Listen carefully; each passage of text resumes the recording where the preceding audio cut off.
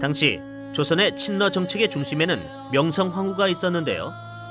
일본은 러시아와 가깝게 지내는 명성황후를 제거함으로써 러시아의 조선 접근을 막을 수 있을 거라 생각했습니다. 1895년 10월 8일 새벽 5시 일본군의 호위를 받은 한패의 일본인들이 경복궁에 침입해 명성황후를 살해하고 증거를 없애기 위해 시신마저 불태우는 만행을 저지릅니다.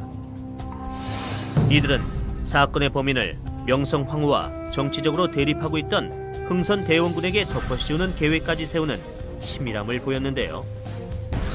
결국 일본의 만행이 만천하에 드러나 국제적인 비난을 받습니다. 이에 신변의 위협을 느낀 고종은 러시아 공사관으로 피신하는 아관 파천을 단행합니다. 하지만 한 나라의 국왕이 외국의 공사관에 머물자 나라의 위신은 추락했고, 이를 틈타 러시아, 프랑스, 영국, 미국, 독일과 같은 열강들은 조선의 광산 채굴권, 삼림 체벌권, 철도 부설권과 같은 이권을 챙기며 경제적인 침탈을 합니다. 이에 고종은 러시아 공사관에서 경운궁, 즉 지금의 덕수궁으로 돌아오는데요. 1897년 10월 환구단에서 황제 즉위식을 올리고 광무라는 독자적인 연호를 사용하는 대한제국을 선포합니다. 고종이 실시한 광무개혁의 목적은 산업발전, 교육진흥, 자주성 확보에 있었는데요.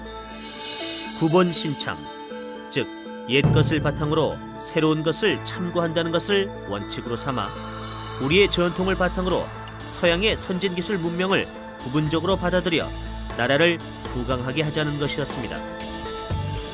대한제국은 광무개혁을 통해 양전사업과 지게발급사업을 실시했는데요. 토지를 조사하고 측량하는 양전사업을 실시해 농민 생활의 안정과 재정 확보를 꾀하였고, 또한 국가가 공인한 근대적인 땅 문서인 지게를 발급했습니다. 그리고 상공업 육성을 위해 정부가 스스로 제조 공장을 설립하고 또한 민간 제조회사 설립을 지원했는데요.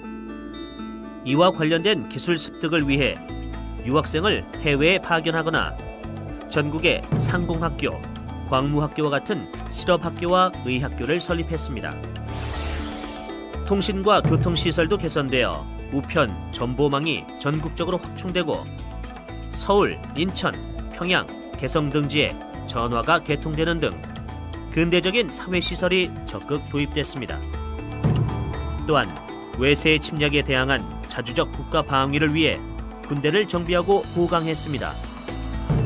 황제 직속의 최고 군 통수기관인 원수부를 설치하고 황제를 호위하는 시위대와 지방의 진위대를 강화하고 무관학교를 설립했습니다. 대한제국의 선포와 광무개혁의 실시는 일본과 러시아가 팽팽하게 대립하고 있는 상황에서 진정한 자주독립과 근대화를 이루고자 한 고종의 강한 의지가 나타난 것이었습니다. 조선 통감 데라우치의 관저에서 이완용은 치욕적인 한일 강제 병합 문서에 도장을 찍습니다. SBS 연중기획 인류국가 시리즈 이번 달에는 경술국치 100년을 주제로 준비했습니다. 오늘 첫 순서에서는 잊을 수 없는 치욕의 그 현장을 찾아갔습니다. 김용태 기자입니다.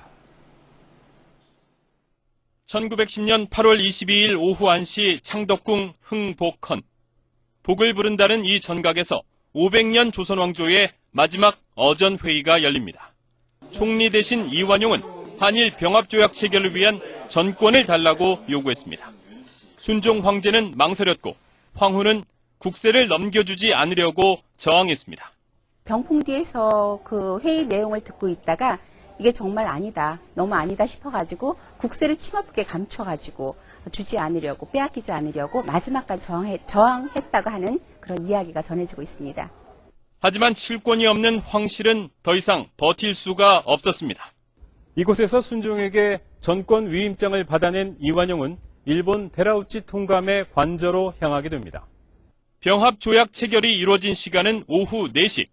일본 측이 미리 준비한 2개의 문서에 이완용과 데라우치가 도장을 찍는 방식으로 진행됐습니다. 그래서 한일 양국의 문서는 내용과 형식은 물론 글자체, 겉 표지까지 똑같습니다. 순종과 고종은 틀림없이 병합조약에 서명하지 않을 것임을 알고 있었던 일본은 나름의 시나리오를 가지고 꾸민 걸로 보입니다. 일사천리로 조약이 체결된 조선통감 관저 내부는 10년 뒤 신문 보도를 통해 널리 알려졌습니다.